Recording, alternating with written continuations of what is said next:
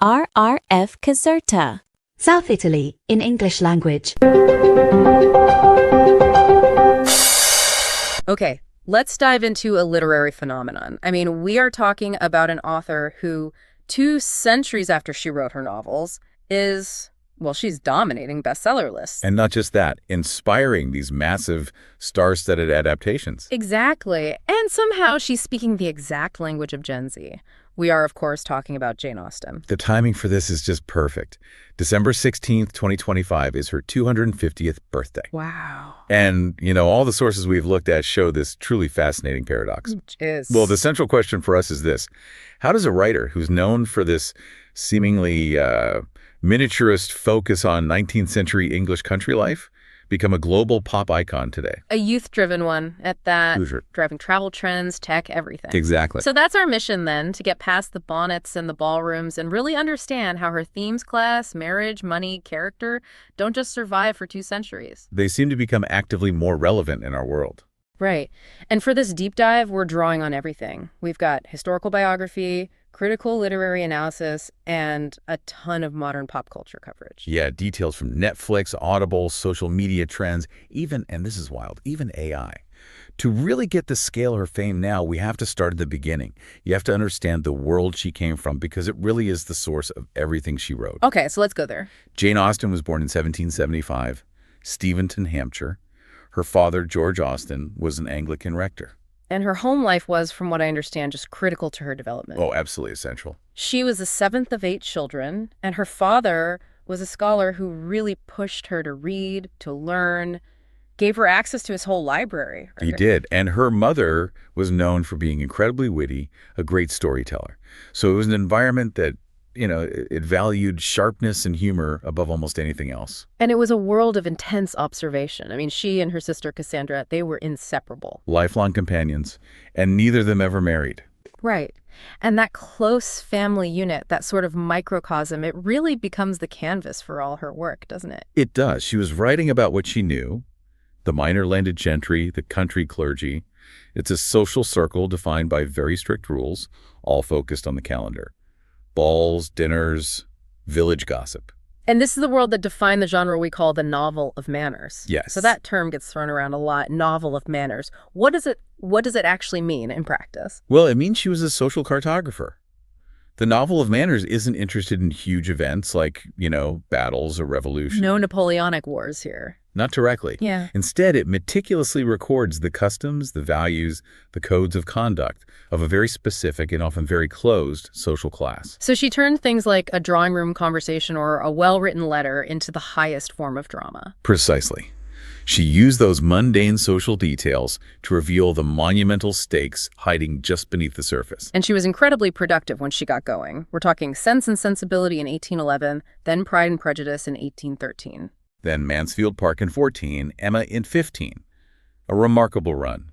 But I do want to pause on something. I know she's praised for this focus, but didn't she get criticized for it too? For ignoring the huge political events happening at the time. That's a brilliant point, and yes, that objection has definitely been raised by critics. I mean, where's the French Revolution? The rise of industrialization? Does that limit her? Well, the sources suggest her power comes precisely from that decision. She wasn't ignoring the big world. She was writing about its impact on the small world. Ah, okay. She didn't write about the soldiers fighting Napoleon. She wrote about the economic and emotional fallout when those soldiers come home and need to find a wife or a fortune. So it's the internal revolution, not the external one. Exactly. That was her contribution. She gave the novel its modern character by treating ordinary people in everyday situations with this just unparalleled realism and wit. Which is why Virginia Woolf praised her so highly. No, highly. Woolf said her writing was complete and perfect and calibrated. She even compared her genius to Shakespeare's because she could lay bare the tragicomedy of human existence, not in a grand tragedy, but in the quiet drawing rooms of Hampshire. She found the entire universe in a few small villages. And this is where it gets so fascinating, because that small world has just exploded into the modern mainstream. It really has. I mean, looking at her 21st century appeal, the data for her 250th anniversary is just startling. Our sources are showing sales of her books increased by over 40% in 2025 alone. And that sales boom is being driven by a really profound contemporary connection. It's not just bookstores either. Right. We're seeing this massive increase in what the sources are calling literary pilgrimages. Her key locations, yeah. Chawton Cottage, where she lived and wrote, has become a huge destination. Even luxury hotels are getting in on it. Heckfield Place is hosting these exclusive Regency-style events for the anniversary. And charging a lot for a little taste of that 19th century life. So let's get to the core puzzle. Why is a writer whose main subject was the need to find a husband for financial security? Why is she speaking so loudly to Gen Z, who are supposedly rejecting all of that? I think it's because her themes cap into anxieties that feel very, very real today. They're just framed differently. How so? She's seen as a feminist icon because the core lesson of her heroines, Elizabeth, Emma, and Elliot, is empathy and empowerment. They're navigating these incredibly rigid social rules. And they're seeking moral and mental independence. That search feels entirely contemporary. One source we looked at called empathy, the true and only engine of all human experience. That's a powerful statement. And for a generation dealing with, social media visibility, digital life, mental health awareness, Austen's heroines are masters of emotional discernment. They're trying to figure out if people are authentic. If the social mask is hiding something darker. Exactly. And how to keep your dignity when you're in a financial precarious situation. That economic part is so key. For the Bennett sisters, the stakes were literally homelessness if they didn't marry well. For a young person today, the stakes are crushing student debt, a crazy housing market, not having the security their parents had. The anxiety just translates perfectly. It also fuels online culture. You see the Regency core aesthetic on TikTok and Instagram. Right, all the elegance and courtship. It's escapism, sure, but it's also a way to process modern dating by applying this more structured, if fictional, historical lens. So the themes, love, money, dignity, identity, they just cut right across time. And publishers are capitalizing on this. We're seeing beautiful new translations, new graphic covers. Like those Oscar Mondadori cult editions. They're gorgeous. They are. The whole thing proves her durability. I mean, if you can remix a story successfully, it just proves the skeleton of the narrative is rock solid. And speaking of remixing, let's talk about the explosion of adaptations.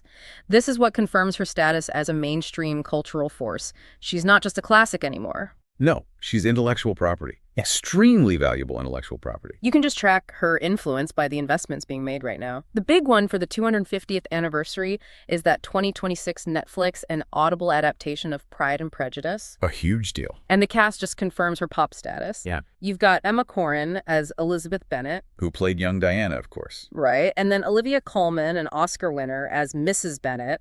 And Jack Lodwin as Mr. Darcy. This isn't some niche project. This is prestige TV. And it's genuinely international. The Italian Audible adaptation, or Golio e Pregiudizio, has popular young Italian stars in the lead roles. It proves the stories work everywhere. But what's really amazing to me isn't just the straight adaptations, it's how durable the actual narrative structures are. They get remixed and retold constantly. They're perfect frameworks for modern stories because the character archetypes and the conflicts are so clear. Right, like Clueless, the 1995 film. A perfect transposition of Emma, just set in Beverly Hills. And you can't talk about this without mentioning Bridget Jones's Diary. Oh, of course. Both the book and the film are a direct, acknowledged retelling of Pride and Prejudice. Even newer things, like the Lizzie Bennet Diaries vlog series on YouTube. It just shows how easily the structure slots into brand new media. And don't forget the parodies. Pride and Prejudice and zombies. Which only works as a joke if literally everyone in the audience already knows the original story inside and out. It's proof of her ubiquity. And now, in what might be the ultimate sign of her place in modern culture, you can chat with an AI Jane Austen. This isn't just a gimmick either. It's a real tool for literary engagement. So how does it work? Users can ask the AI specific questions about her novels, her intentions, the history, and the bot responds in a voice that's been crafted to mirror her witty, formal, observant writing style. So it turns literary criticism into a conversation. Exactly. It creates this direct personal relationship with the author. She's gone from a 19th century rector's daughter to a digital persona you can interact with. Okay, let's zoom in on the novel that started it all for so many people, Pride and Prejudice. And we have to start with that universally known opening line. It is a truth universally acknowledged that a single man in possession of a good fortune must be in want of a wife. That one sentence, it just sets up the entire social and economic reality of the novel, which is so, so crucial. It is. I mean, in the early 19th century, women had almost no legal rights. They couldn't earn a living, couldn't control their own property. They were entirely dependent on men, fathers, brothers, husbands for their very survival. And you see that with the Bennett family estate being entailed to Mr. Collins, a distant male relative. Which wasn't just some abstract legal point for the Bennett girls, it was the threat of actual destitution. Utter ruin. So Mrs. Bennett's obsession with finding rich husbands for her 5 daughters, it's not just comical, it's grimly desperate. Marriage was an economic necessity. That structural brutality is what gives Elizabeth Bennet's choices such incredible power. The central dynamic, of course, is between Elizabeth, who is smart, witty, and prejudiced against social snobs, and Mr. Darcy, who is aristocratic, cold, and proud of his rank. And just as prejudiced against the Bennett's lower social status. And Elizabeth's refusal of his first proposal. I mean, it's such a radical act of independence. It's stunning. She makes it so clear that marriage has to be based on love and mutual respect, not just money. And she does this when she's in this incredibly perilous financial situation. And the genius of the story is that the resolution only comes when they both overcome their core flaws. Her prejudice, his pride. Yes, they're forced into genuine self-reflection. They have to realize that true value has nothing to do with class. And what's interesting is the nature of their relationship at the end. The sources make a critical distinction here. They do. It's often described not as this passionate, sentimental love that was popular in romance novels at the time. No, not at all. But rather as, and this is the phrase, a union of rational souls. A union of rational souls. That says so much. It's so revealing. Yeah. It implies a true partnership, a meeting of intellectual equals who have challenged each other and made each other better. So they marry for mutual understanding and respect, which feels incredibly modern. Even if the society around them was completely archaic. And that focus on the marriage of minds, on that internal journey, that's the core of why she lasts. Absolutely. Her stories are just so perfectly constructed.